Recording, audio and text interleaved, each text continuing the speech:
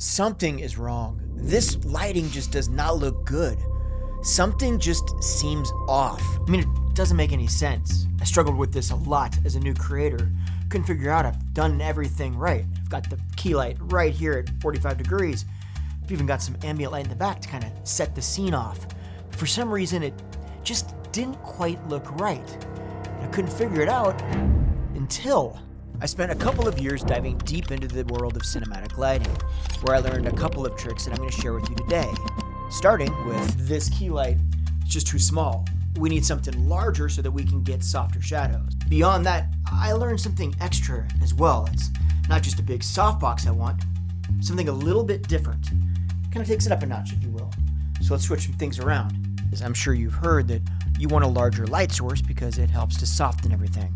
But I don't want it to just look like a larger light source. I want it to look like I'm standing next to a large window with an overcast sky. So now that I've got this much larger light source, as in the actual light itself, the Amaran F22, I've also got it blasting through a huge sheet of diffusion to even spread that light out a lot more.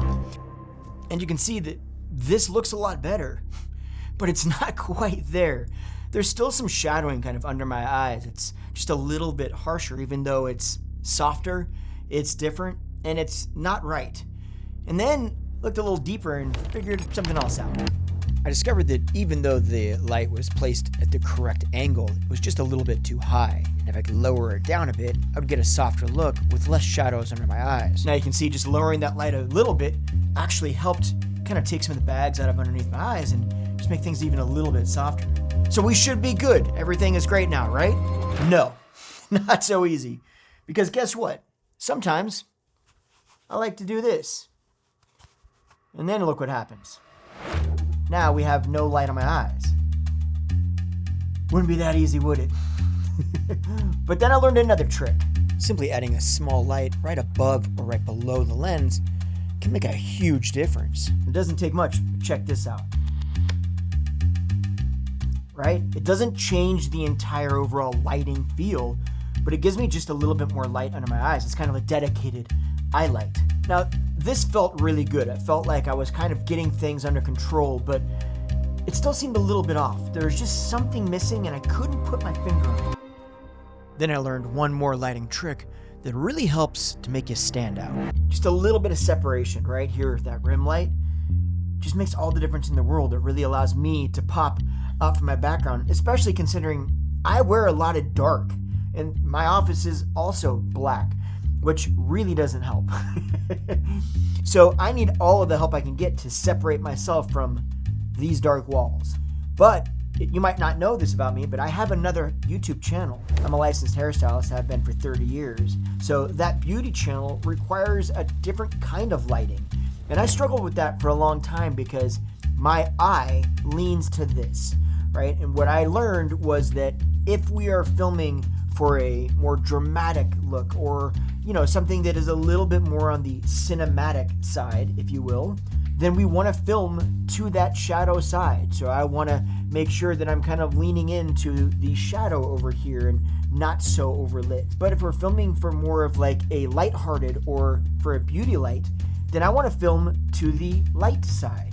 And which many times for me means I need to add a little bit more light to this side so everything looks a little bit brighter. That's where a fill light comes in. We just add one more light at about the same height as our key light and on the opposite side. And now if I add in a little bit of that fill, I'm looking more like this. And it's still a little bit shadow and I can bring it up even more, but I don't want it to get too flat, so just a little bit goes a long way. But for the beauty genre, this just makes more sense. Now, I still like this in general, but for me, I still lean to a little bit more of the cinematic side, the dark side. In my mind, it's like I want to have a whiskey here, be rugged. I'm so not rugged. Now I want to share a couple of tips that really helped me a lot. Took me way too long to learn, and I don't want you to take as long. First of all, you're going to want to make sure that you get the same lights. Basically meaning that this light, all these lights, those lights up there, and this light are all from the same company. They're all Amaran, which is owned by Aperture. Now this particular light is actually an Aperture light, and to be honest, it's the only one that I wish I wouldn't have gotten. And that's because it's the only one that doesn't actually connect to my Amaran app. If you get all the same lights from the same company, then you can connect them to the same Bluetooth app, because usually most light companies have Bluetooth apps now. That way you can control all of your lights from one app versus some of your lights from one app, some from another app, some you have to turn on manually.